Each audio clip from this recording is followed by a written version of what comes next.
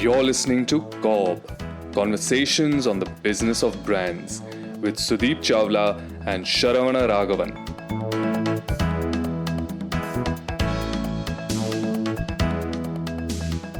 Have you heard of the spinner No. founded by this, I think he's Israeli, Elliot Scheffler? They were back in the news in 2019, I think, just before the pandemic. And it was something quite eerie. So, if you wish to convince someone, say, to quit smoking, to stop eating meat, or to stop doing dangerous stuff, or even to stop having headaches at night, and you are having a hard time to convince them to do that, the guys at the spinner claimed that they have a solution for it and they would solve for it with adtech. So for $29, they promised to brainwash and manipulate an individual with ads that were so targeted at them that would even disrupt their news feed. And they call this Facebook sniper targeting. And apparently, it's actually feasible to do that. You know, Okay. So whenever I've tried, as part of my current brand work, I've tried Facebook advertising. You can upload custom audiences, etc. But you need a certain number of audiences to be uploaded. Minimum 5,000, 7,000, at least. I'm not sure whether you can do it for one individual or few individuals. so it used to be 20 at one point, Oh, okay. and you could put in fake email IDs for the rest and have just one email ID, which you could target that one person. So there's actually, you won't believe where this worked. In the 2007 UK elections, there was this leader of the opposition called Jeremy Corbyn, and people have very mixed opinions about him. And he was very adamant of wanting to spend a lot of money on Facebook advertising, and his campaign managers did not agree. So what they did was that they spent all of £5,000, all that's it, on delivering Facebook ads and newsfeed to Jeremy Corbyn only to make him think they were doing what he'd asked them to do. And it was just for that one single person. And he thought they were running a huge campaign while they weren't doing anything else on Facebook. Oh, this is like you, Sharon, doing the same for the MD of the company to convince them that you're running a huge marketing campaign. Exactly. Internal marketing campaigns. Correct. While you were siphoning off the money. Yes.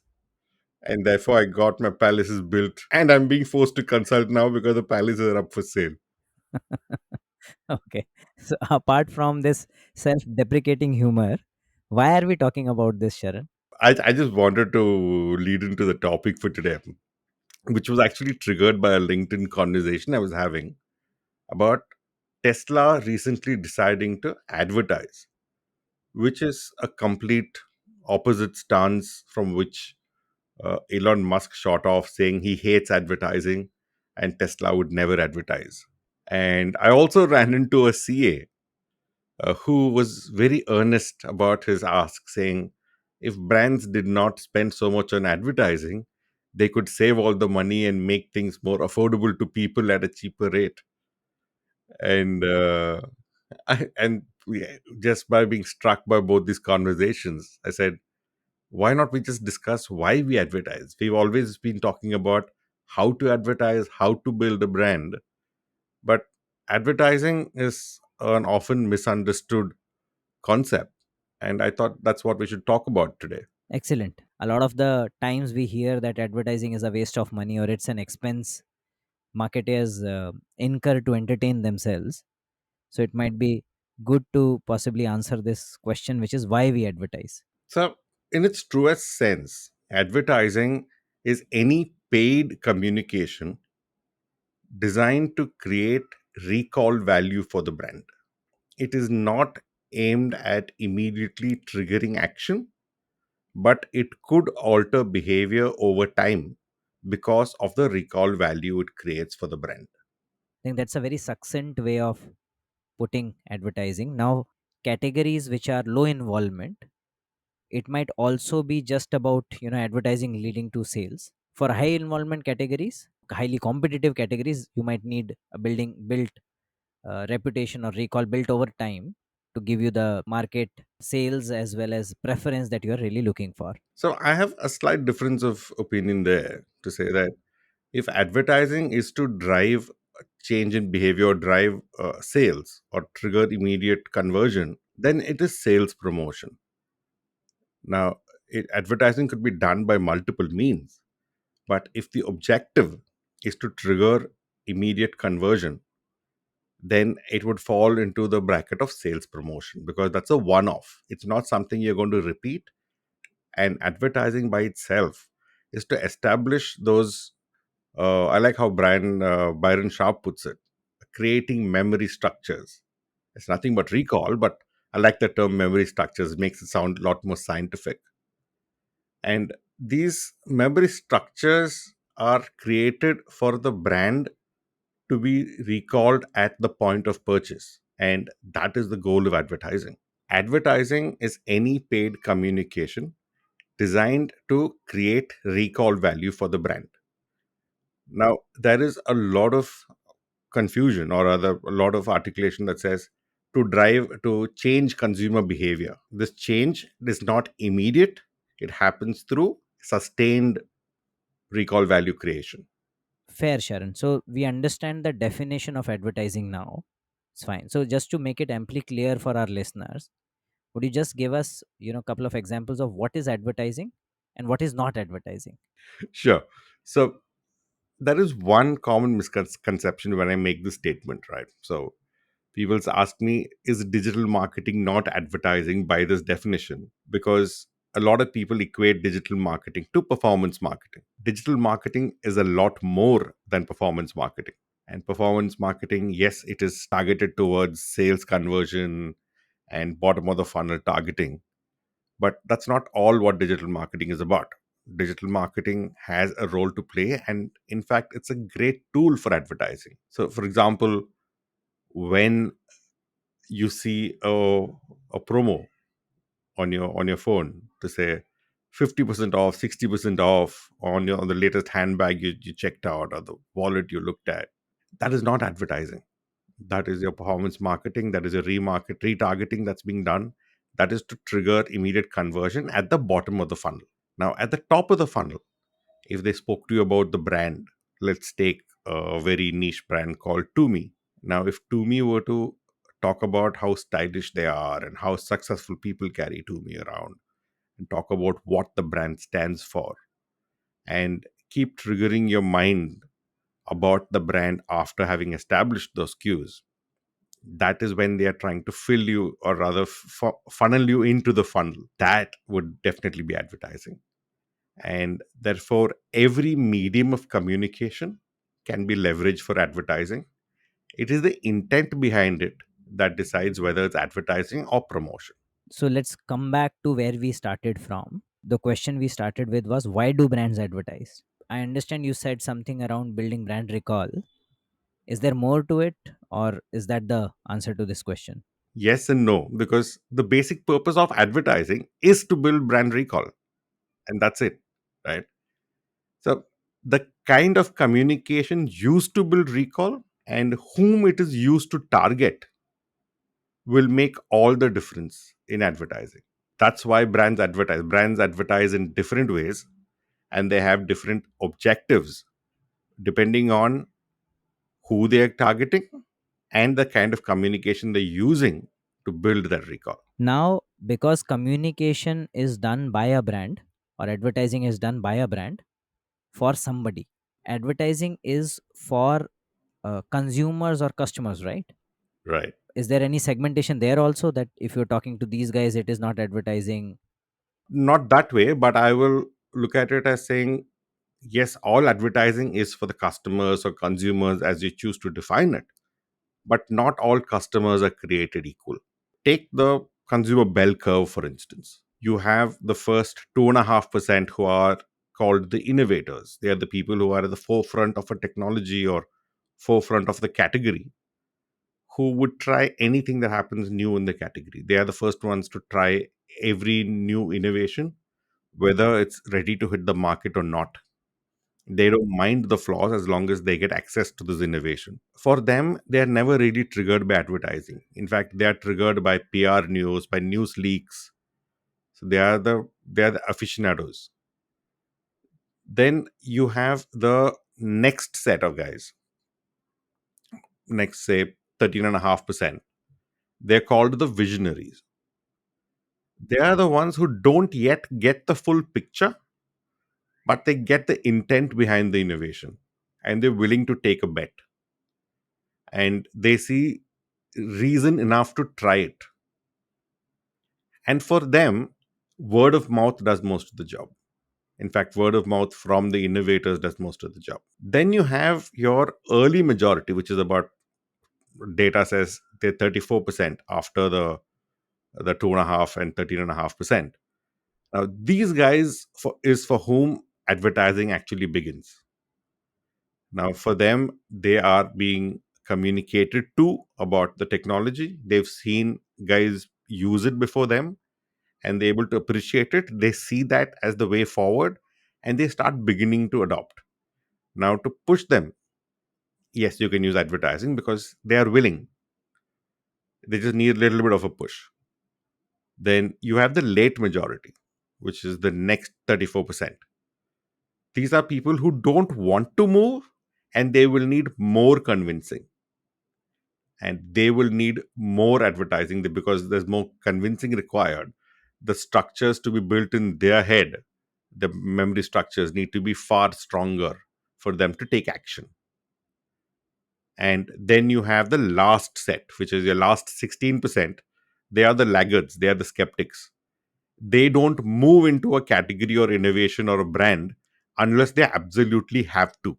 Now, these are the people who need the most convincing and for whom this convincing of the brand level may or may not ever work.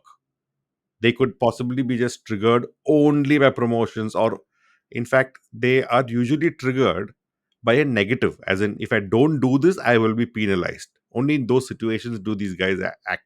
Depending on who you're talking to and what the intensity of the communication or the strength of the memory structure required defines the kind of advertising you choose and the amount of money you spend behind this advertising. Fair. I think that's a fairly comprehensive way of cutting the consumers. In fact, when you were talking about this, I was just trying to think through, some examples in my head also. And the two examples that came to me when you spoke about innovators, the first 2.5% who take the risk, and both were Tata examples. Somehow the thing that came to my head was that it is only those 2.5% who seem to have bought Tata Harrier or have downloaded Tata New. True, exactly. But and these people would have downloaded New even before the ads released on Tata New. And the beauty of this is that an early adopter, or rather the, what do you say, the visionaries or the innovators of one category could be absolute laggards in another category. Let's take a very cliched example. Like you said, the people who tried Tata New could be the 18 to 24 crowd wanting to check out what the concept of a super app is because they read it online somewhere and how super apps are big in Southeast Asia. They want to experience India's first super app and stuff like that. But let's say there is a new dishwash mechanism or a dishwash solution. It might not even concern them. And even if they were washing their own dishes at home, they just wouldn't budge because they just habituated. It's too much of a mental effort for them to move from what they do currently to the new one. And they don't care about that category. The same equated to a housewife whose life could change drastically by the dishwasher. And she's heard about it in one of the news channels or one of the articles she's read. She will hunt for it and find out what's happening. So each category and each consumer can behave very differently. It's about the brand identifying where a bulk of its consumption is coming from and driving people around it.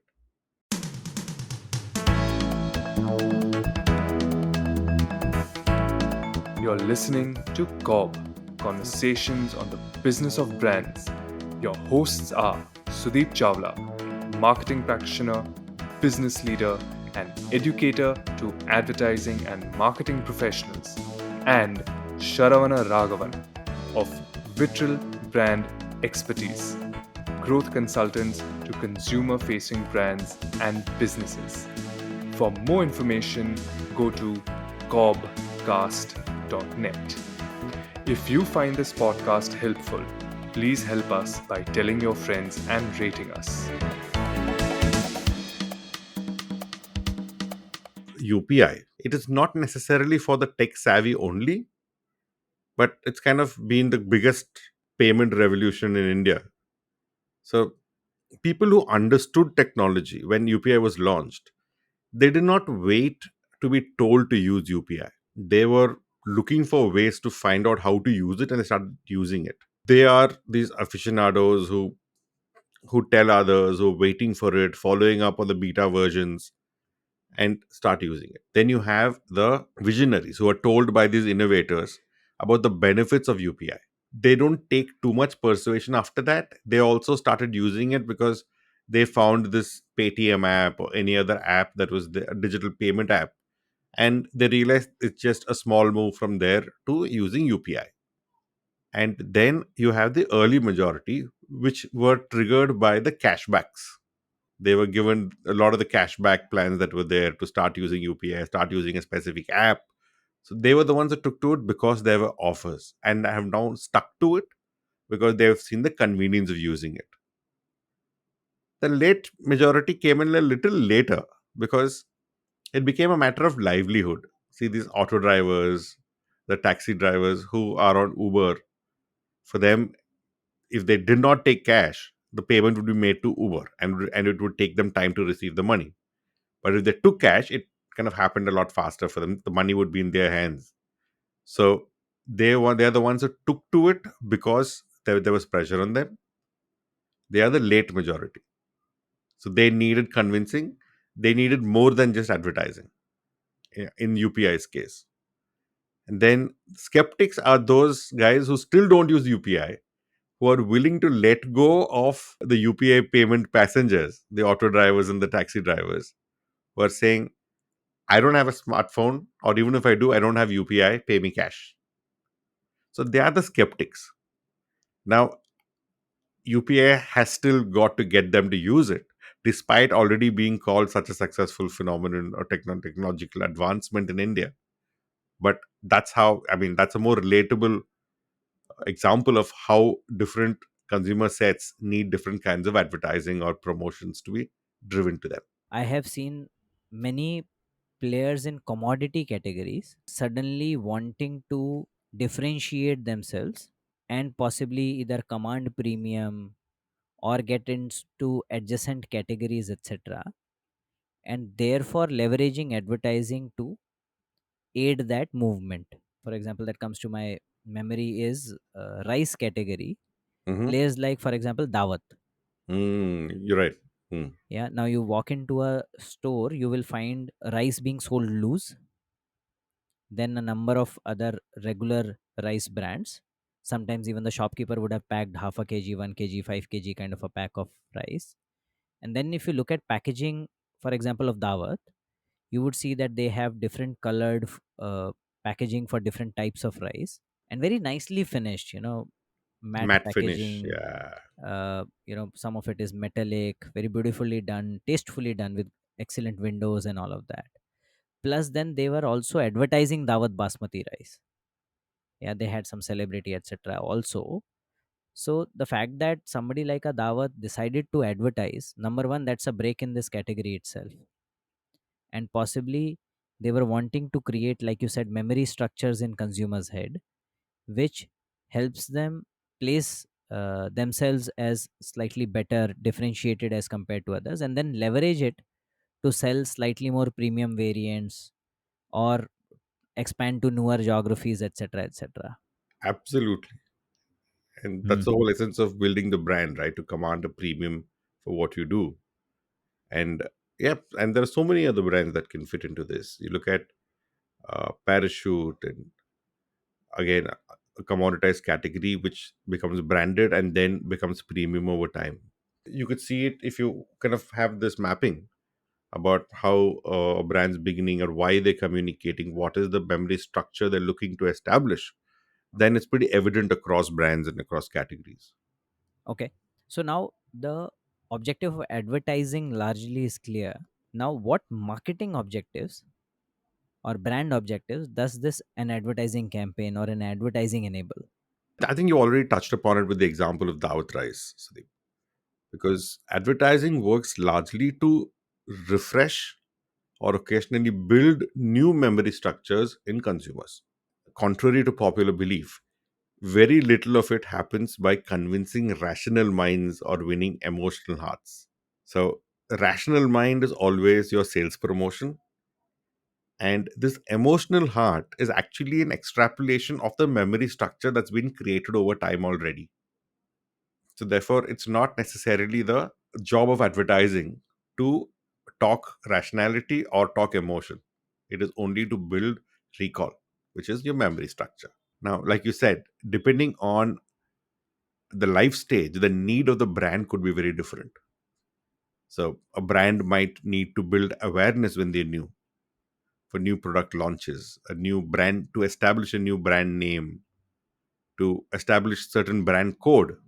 For example, Cred wanted to establish it being quirky for the target audience, or the purpleness of a Cadbury ad, the differentiation you want to communicate about your brand, like Too Yum talking about baked, not fried. So, all of this is to build awareness. So, advertising's job is to build awareness by creating these memory structures. Now, there is there are there's advertising that is done to build familiarity and therefore trust. So, there is this theory which is largely true also. The more familiar a consumer becomes to the brand, the more trusting they are of the brand. And advertisement's job is to create the memory structure that builds this familiarity. So when the objective of advertising is to build familiarity, then the focus is on maximizing your share of voice in the category, to talk to the late majority saying, I've got you, I'm not something very scary for you to try, just come on and try. To say that without saying these words, to establish that familiarity, is what advertising is used, and therefore acquire new customers. Now they could be feeding the funnel, but the job is not to convert the funnel. Hmm. Okay. So And suffices to say that in this case, familiarity doesn't breed contempt. or at least that's what advertisers and marketers hope to, Huh. but very often it does also. But yeah, let's not go into that space. Huh. And there's this theory that advertising is primarily to drive trials, Hmm. but a lot of advertisers go against the grain, and it is an irrefutable part of every marketer's DNA to keep your existing customers happy. Hmm. So advertising is also used to reassure your loyal bases at Hmm. times, Hmm. Hmm. especially in times of trouble, but even otherwise. There's advertising that's done to say, no, we've got you back. You were good to try us out the first time, and keeping them warm enough to continue their word of mouth and how they can champion the brand for you. Advertising can be that also, but that will be targeted at these early movers. So there are different objectives for advertising can be created depending on the life stage of the brand, as you put it.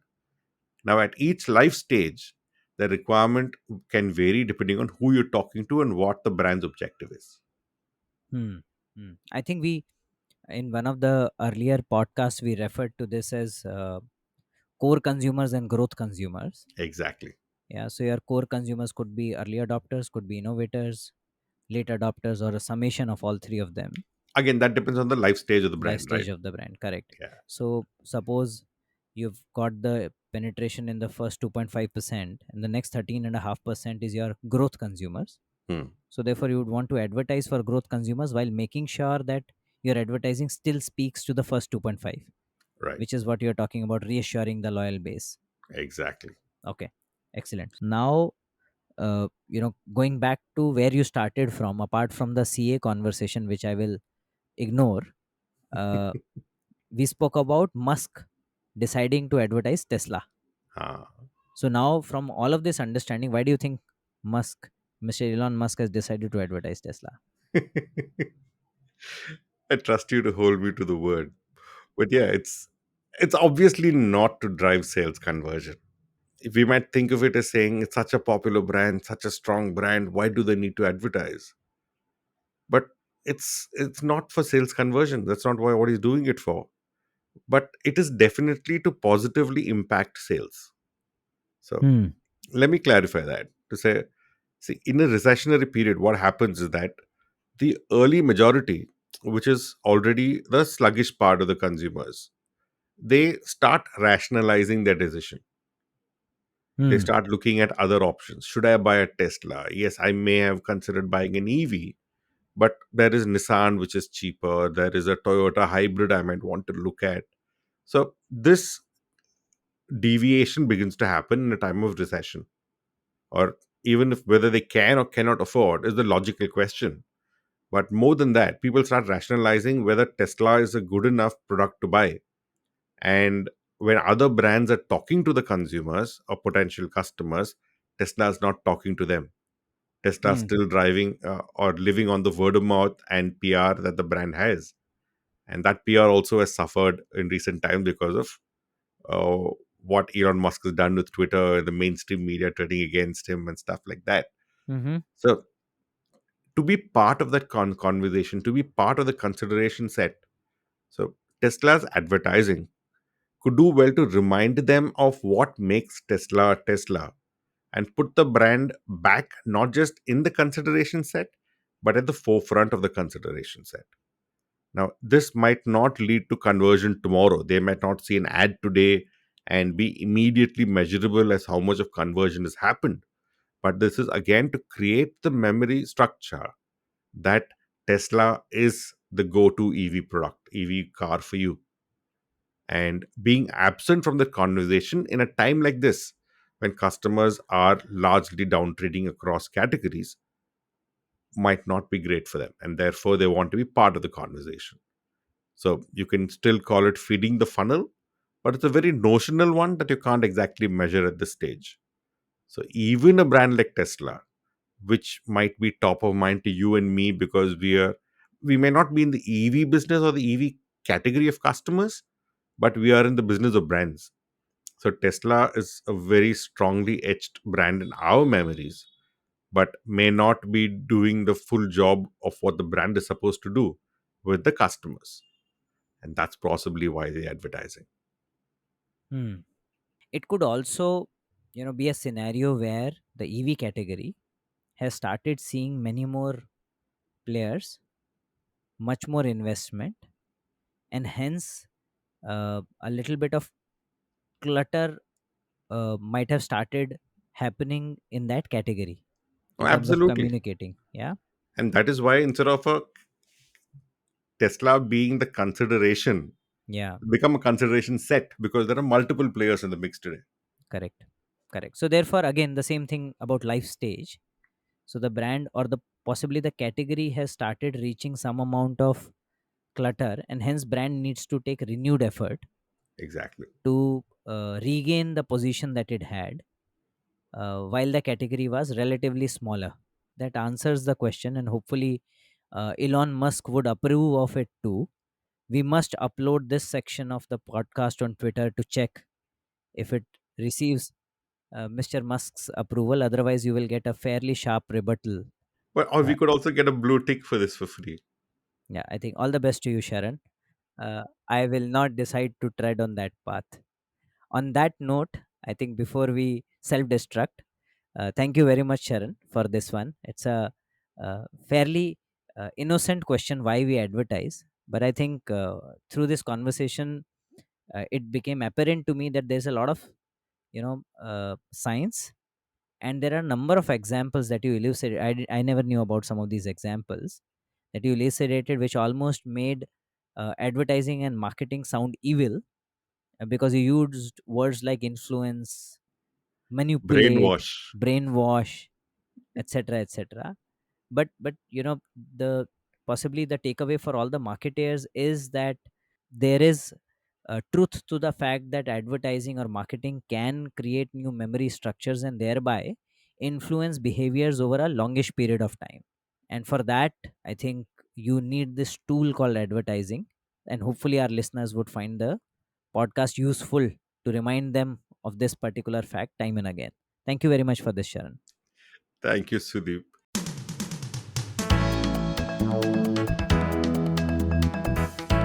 Thank you for listening to COB, Conversations on the Business of Brands with Sudeep Chawla and Sharavana Raghavan. Subscribe and learn more at cobcast.net. That's COBBCAST.net.